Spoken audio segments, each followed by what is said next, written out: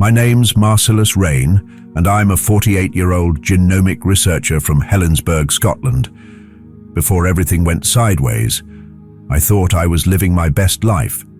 I had a solid gig at the University of Aberdeen, where I was leading some pretty groundbreaking research in genetic engineering. My partner, Damien, and I had this beautiful Edwardian house with a view of Loch Lomond, and we were all set to get married in the summer. I wasn't religious at all. As a scientist, I took pride in being rational and evidence-based. The few times I bumped into religious folks, I just brushed off their beliefs as outdated superstitions. My parents were more like holiday Christians, showing up to church on Christmas and Easter, but I ditched even that once I left for college. So, the day everything changed started off pretty normal. I was gearing up for a big presentation on my latest research about CRISPR gene editing. I'd been at the lab late the night before, making sure everything was perfect for the conference in London. That morning, I caught a weird smell in the lab, something acidic and chemical. I should have paid more attention, but I was too wrapped up in my work. The ventilation system had been acting up for weeks, but maintenance kept putting off the repairs. While I was working with some volatile compounds, I started feeling lightheaded. The room began to spin, but I just thought it was lack of sleep and too much coffee. That was my first mistake. The second was not getting out of there when the strange smell got stronger.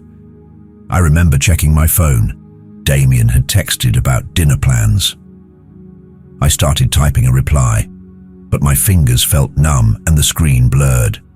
That's when I realized something was seriously wrong. I tried to reach the emergency shower, but my legs just wouldn't work.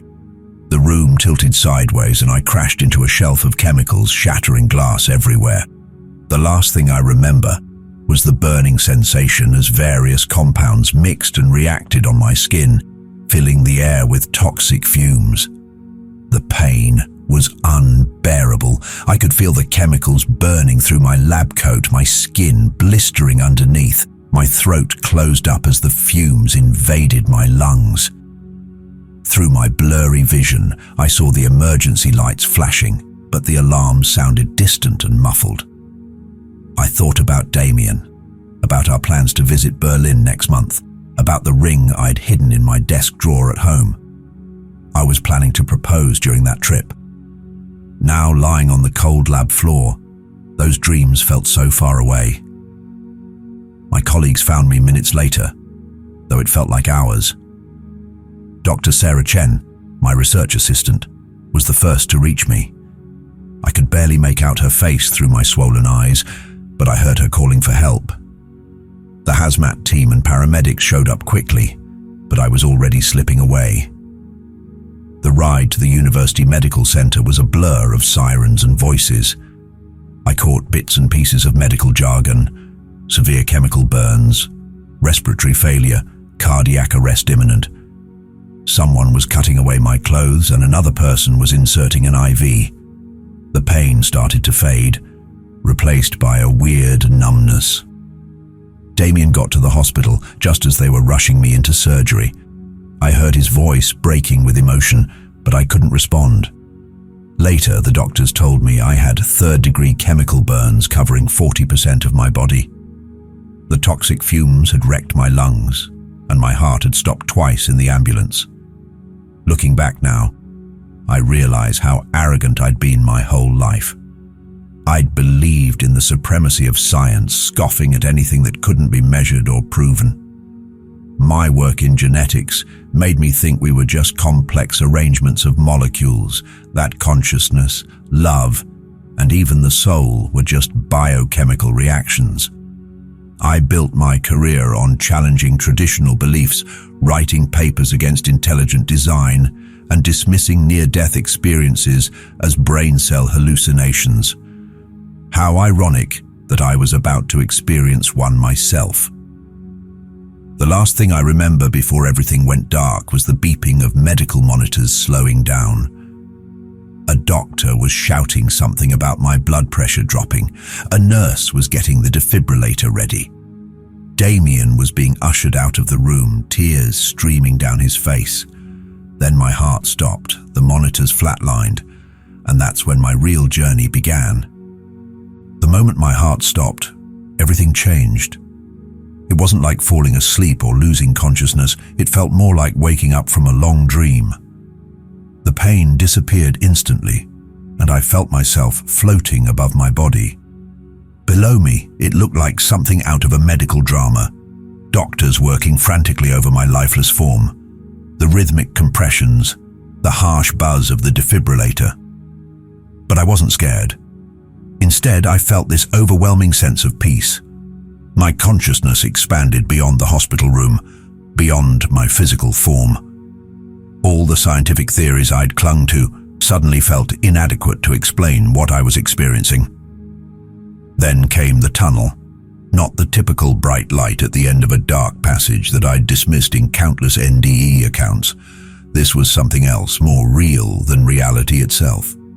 The tunnel felt like it was made of living light, pulsing with colors I'd never seen before, colors that don't exist in our physical spectrum. As I moved through this tunnel, my entire life played out before me, but not like a movie. I felt every moment all at once, experiencing not just my emotions, but also the impact my actions had on others.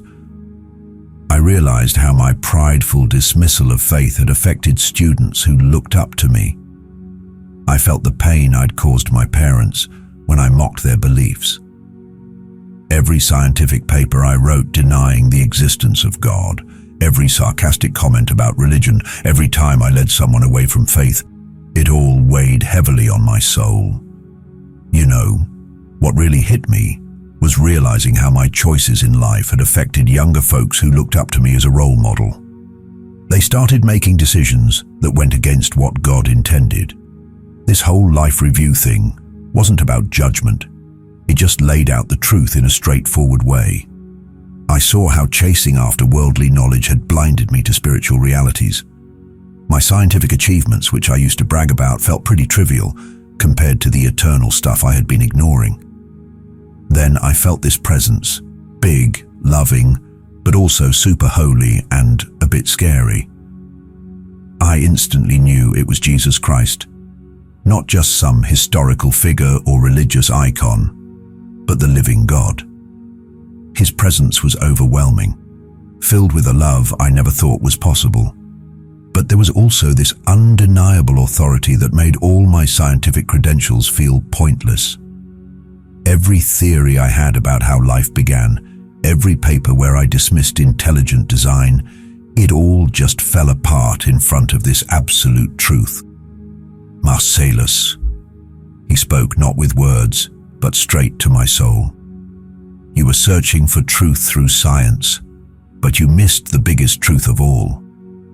His presence was both comforting and terrifying. The love coming from him was beyond anything I'd ever felt, but it also carried a weight that made my academic achievements feel meaningless. He said, "You studied the complexity of DNA, but missed the signature of your creator. You mapped genomes, but didn't see the divine plan. You taught others that life was just a cosmic accident while I was knitting each person together in their mother's womb." I wanted to defend myself, to bring up my peer-reviewed research, but in that moment it all felt ridiculous. How could I have been so blind? The precision of molecular machinery and the complex dance of cellular processes, everything I'd chalked up to random chance suddenly revealed itself as divine engineering. Then Jesus showed me something that shook me to my core.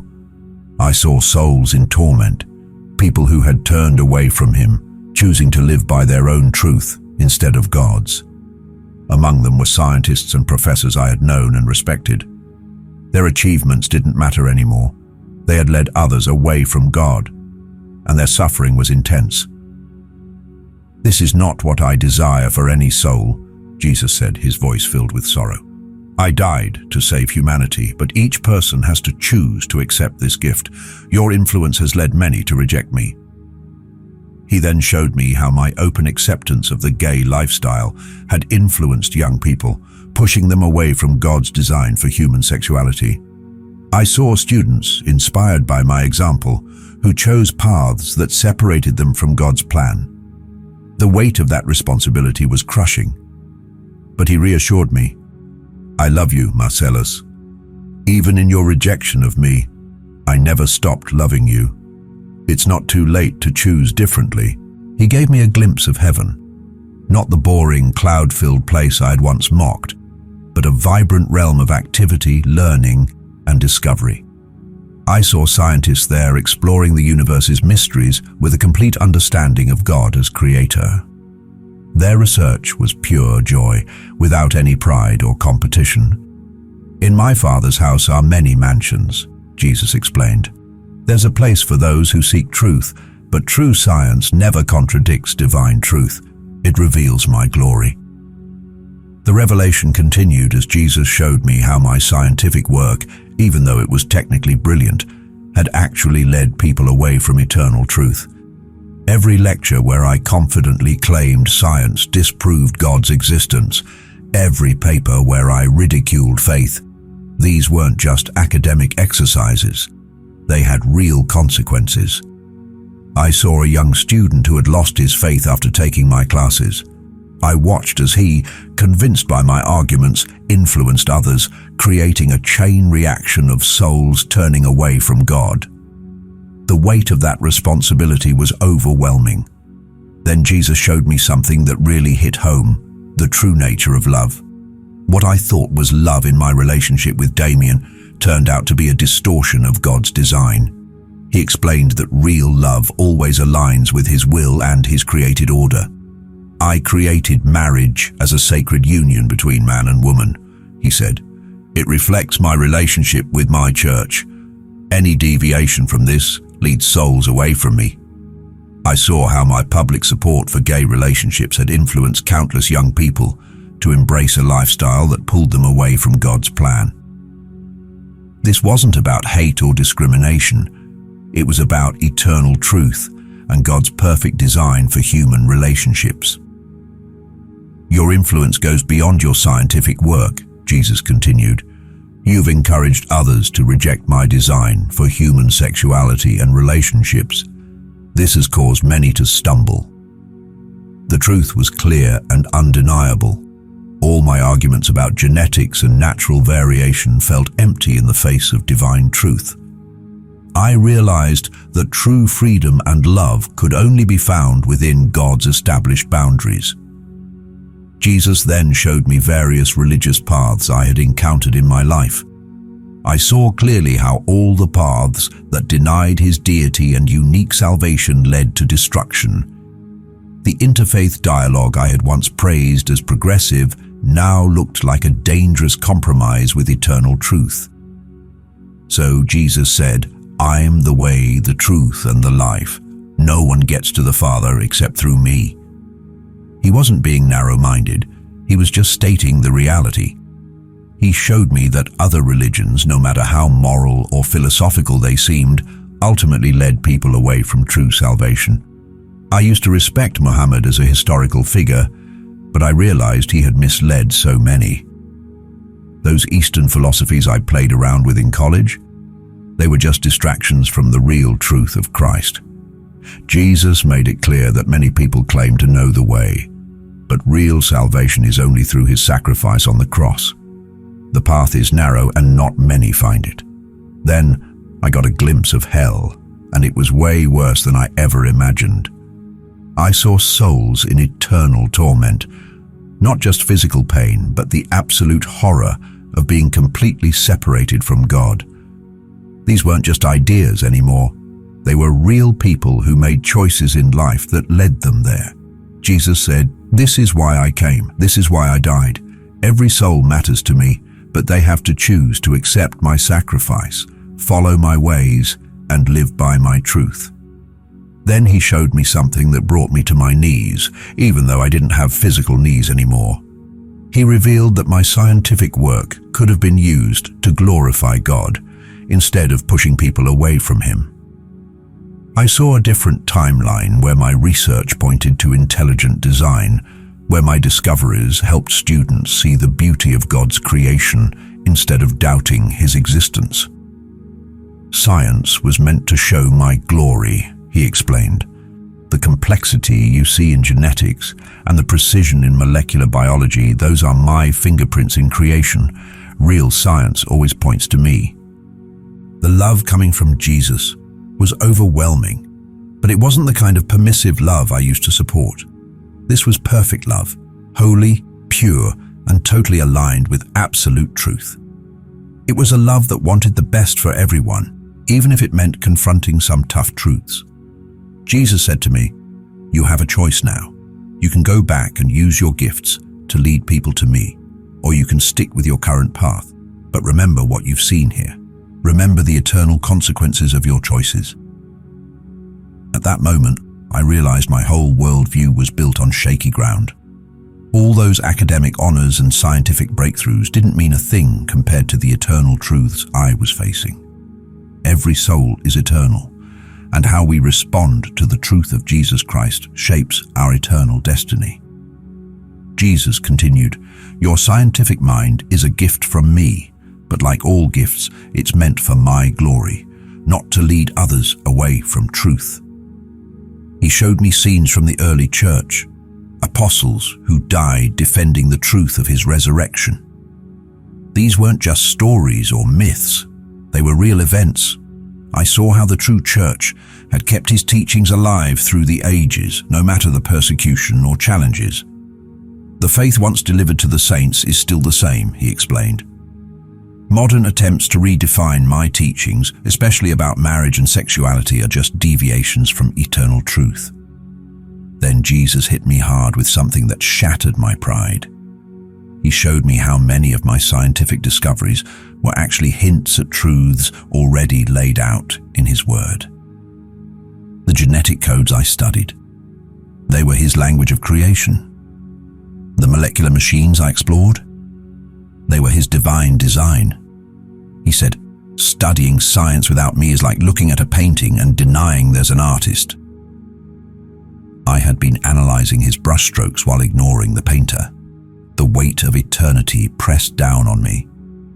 I saw how short our earthly lives are compared to eternity. All those arguments I made about living for the moment seemed silly when faced with the reality of eternal existence. Jesus declared, "Your life isn't your own. You were bought with a price. Your body is meant to be a temple of my Holy Spirit, not a vessel for sin." He then showed me that the sacraments, baptism, communion, and other holy practices aren't just rituals. They're real channels of divine grace. I realized how these sacred acts connect the physical and spiritual worlds in ways my scientific mind had never understood. "These aren't just traditions," Jesus explained. "They're means of grace I set up for my church. Through them, my people participate in divine life." The revelation kept coming as he showed me how my rejection of traditional Christian views on sexuality wasn't the enlightened stance I thought it was. Instead, it was giving in to modern pressures and stepping away from divine design, which has serious eternal consequences. "I made humanity male and female," he said. "This design reflects deep spiritual truths. The modern world's attempt to blur these lines grieves my heart and harms those made in my image." Then came the most profound part of the revelation. Jesus showed me how my scientific research, if understood correctly, could actually support and showcase God's truth instead of undermining it. The complexity of DNA, the intricate workings of cells, and the fine-tuning of the universe, all of it pointed to intelligent design. "Your work could have revealed my glory," he said. "Instead, you used it to back theories that led people away from me. But it's not too late to change course." The love in his presence was constant, but there was also a sadness as he showed me the souls influenced by my teachings. Young researchers who followed my skeptical path, students who lost their faith after my classes, colleagues who became more entrenched in atheism because of my arguments. "Each soul is precious to me," Jesus said. "I died for each one. When you lead them away from truth, you're working against my purpose of salvation." He then revealed something that really struck me: the true nature of consciousness and the soul. all my materialistic explanations for consciousness suddenly felt inadequate. I saw how the soul is different from the brain, how consciousness goes beyond physical processes. "You studied the brain but missed the soul," he said. "You mapped neural pathways but overlooked the spiritual side of being human." The revelation continued as Jesus showed me how the theory of evolution, which I had championed, was used to undermine faith in divine creation. He made it clear that while he established natural laws and processes, the random, purposeless evolution I taught was a distortion of the truth. "I am the creator," he declared. "Whether through direct action or guided processes, all life comes from me. There's purpose and design in creation." So there I was, hit with a pretty intense vision about Judgment Day. I saw people standing in front of God's throne giving an account of their lives. Scientists, professors, and smart folks who had led others off track were facing some serious consequences. "To whom much is given, much is required," Jesus said. "Your smarts come with a lot of responsibility." He showed me that when the search for scientific truth lines up with divine truth, it can lead to real breakthroughs and innovation. I thought about Christian scientists like Newton, Pascal, and Mendel, who made amazing discoveries while keeping their faith intact. "They got that all truth is my truth," he said. "They didn't see any clash between faith and science because they recognized me as the source of both." Then the vision widened, and I noticed how modern science, separated from divine truth, had turned into a sort of religion with its own rules and beliefs. I realized I had been a high priest of this secular faith, convincing others to adopt a worldview that left God out. "Your lectures became sermons for atheism," Jesus said. "Your research papers became scriptures for materialism. You thought you were freeing minds, but you were actually trapping souls in deception." That hit hard. He showed me the prayers of faithful Christians who had been hoping for my salvation. I saw my parents, despite how I'd mocked their faith, praying for me every day. I saw Christian colleagues who I had ridiculed, but who never stopped praying for me. "Their prayers have been heard," Jesus said. "This moment is partly an answer to their faithful prayers." The vision changed again, and I started to see the real deal about spiritual warfare. I saw how my scientific work had been used by dark forces to chip away at faith. The spiritual realm, which I had dismissed as silly superstition, was totally real and actively involved in our lives. "There's more to reality than what your tools can measure," he explained. "The fight for souls is real, and you've been on the wrong side." Jesus then pointed out how my support for LGBTQ+ ideology had added to the confusion among young people. What I thought was helping human rights was actually siding with forces working against God's design. "True love speaks truth," he said. "Real compassion doesn't affirm choices that lead to destruction." I realized that genuine Christianity wasn't about hate or bigotry like I often claimed, but about aligning with divine truth out of love for God and concern for others. The biblical standards I dismissed as outdated were actually timeless principles meant for human flourishing. "My commands aren't burdensome," Jesus explained. "They're protective boundaries set by a loving Father." The vision kept going, showing me how my influence had spread way beyond my immediate circle.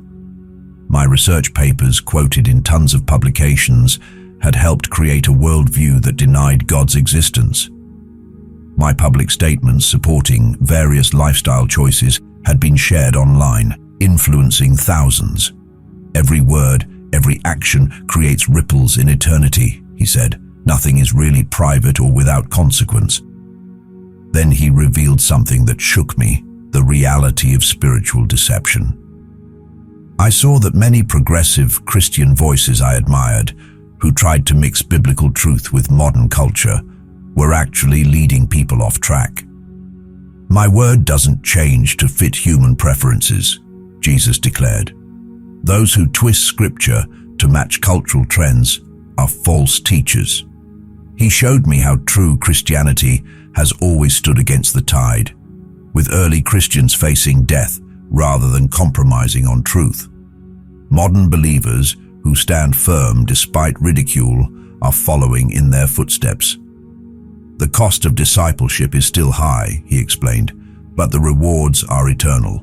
The vision expanded again, showing me how truth is all interconnected. Scientific truth, moral truth, and spiritual truth aren't separate things as I thought, but different sides of God's unified truth. When properly understood, they never contradict each other, Jesus said. Your compartmentalized thinking led to spiritual blindness. Truth can't be divided against itself. He showed me how my research into genetic engineering, while impressive, often crossed ethical lines. Manipulating human genetic code raises serious moral questions that science alone can't answer. Life is sacred, he declared. Your work should have respected the boundaries I set. Then came a deep insight into gender.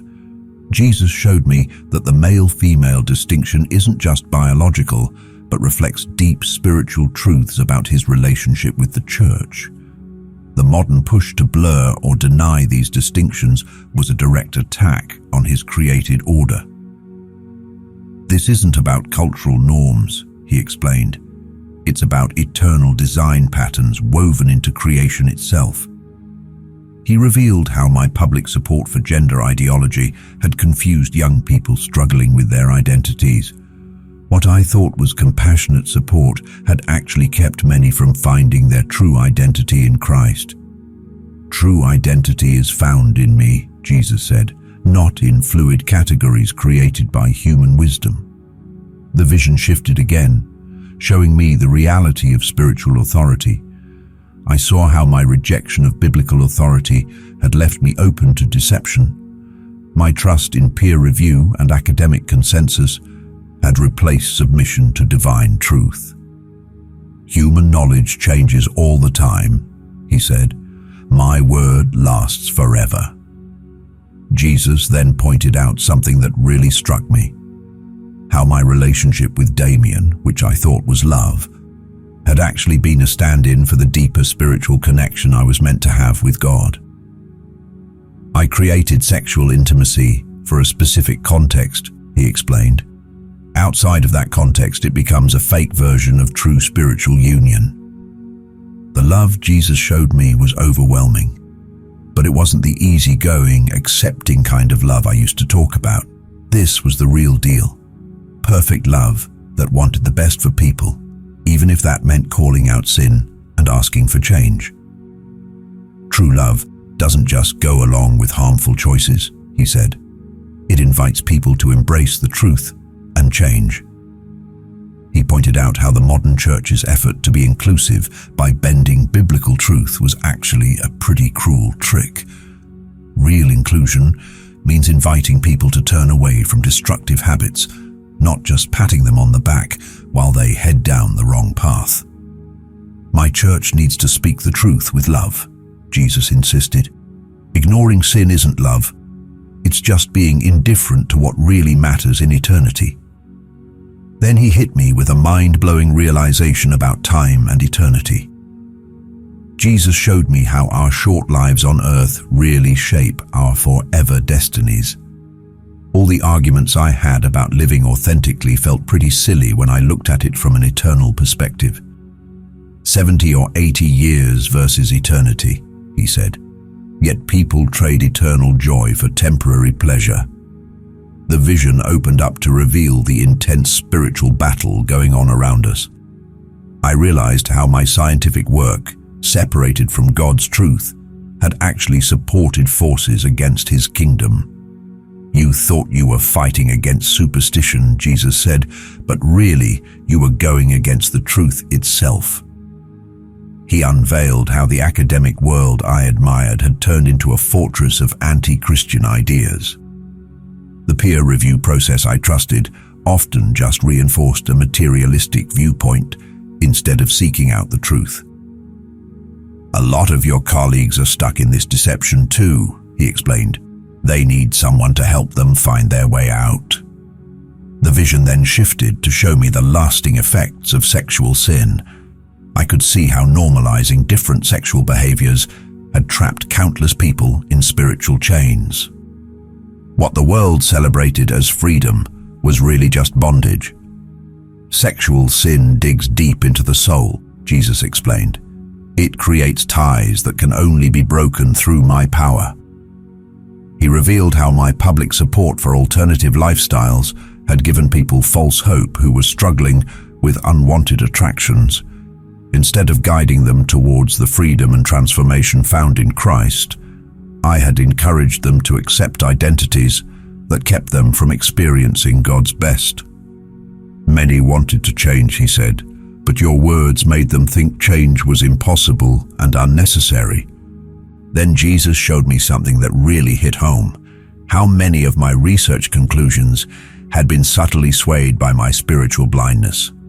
My rejection of God had led me to interpret data in ways that fit my atheistic beliefs. True science, pursued honestly, always points to me, he declared. Your bias kept you from seeing what was right in front of you. The revelation kept coming as he explained the real purpose of human sexuality.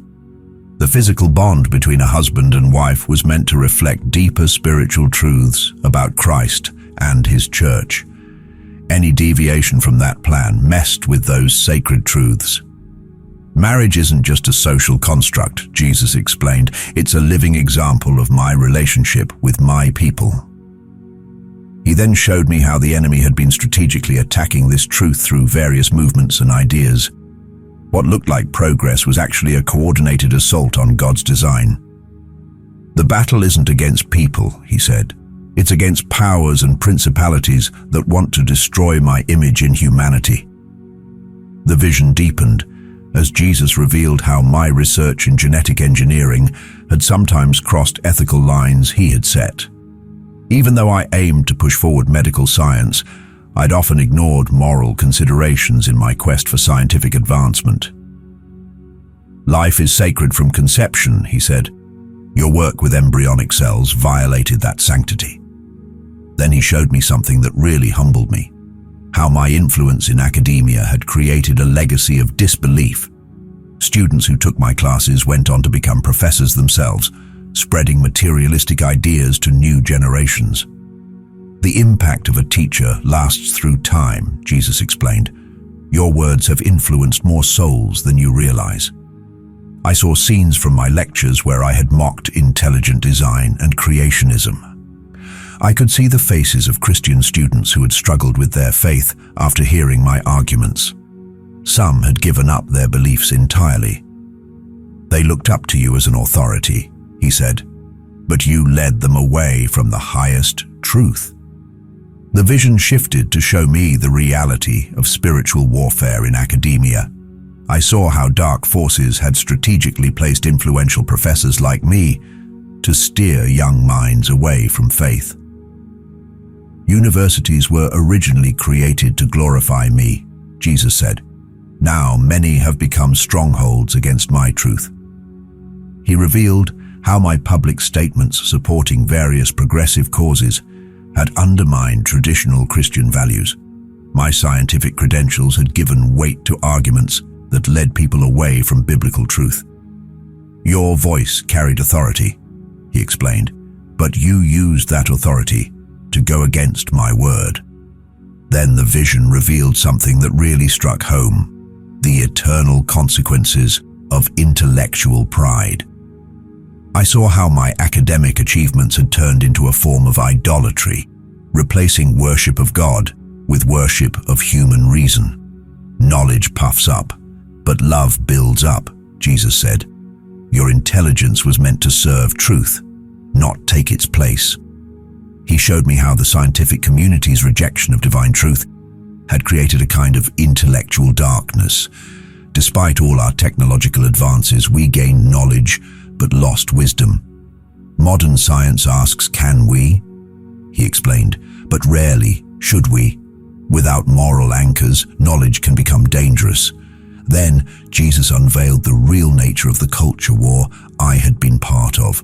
What I thought was progress towards enlightenment was actually a coordinated spiritual attack on God's truth. The battle isn't mainly political or cultural, he said. It's spiritual and eternal. Souls are at stake. I saw how my public support for progressive causes had contributed to the weakening of the societal foundations God had set for human flourishing. My influence had helped normalize behaviors that led people away from him. Society's moral collapse didn't just happen, Jesus explained. It came through the deliberate efforts of influential voices like yours. The vision expanded to show me how the enemy had used academia to systematically attack the truth, first by questioning biblical authority, then by promoting moral relativism, and finally by celebrating sin as virtue. Each generation moved further from truth, he said, until good became evil and evil became good. Jesus then showed me something that shattered my scientific materialism completely, the reality of demonic influence in human affairs. I saw how spiritual forces had worked through academic institutions, media, and cultural movements to push agendas that opposed God's truth. The battle isn't against flesh and blood, he said. Your real enemies were never the religious people you debated. He revealed how my research, while technically accurate, had often been viewed through a lens that deliberately excluded divine action. What I called random chance was actually evidence of intelligent design. You saw my fingerprints everywhere, Jesus explained, but refused to acknowledge the hand that left them. Then came a profound revelation about the nature of truth itself. I saw how all truth, scientific, moral, and spiritual, came from God. My attempt to separate these categories had led to a twisted understanding. Truth isn't departmentalized, he declared. All genuine discoveries point to me, their source. The vision shifted to show me how my influence had affected the next generation of scientists. Young researchers, inspired by my example, had embraced a worldview that didn't leave room for God. They followed your path, Jesus said, not realizing it led away from ultimate truth. He showed me how my public stance on social issues had contributed to a cultural shift that made it harder for people to find their way to God. What I thought was fighting for rights was really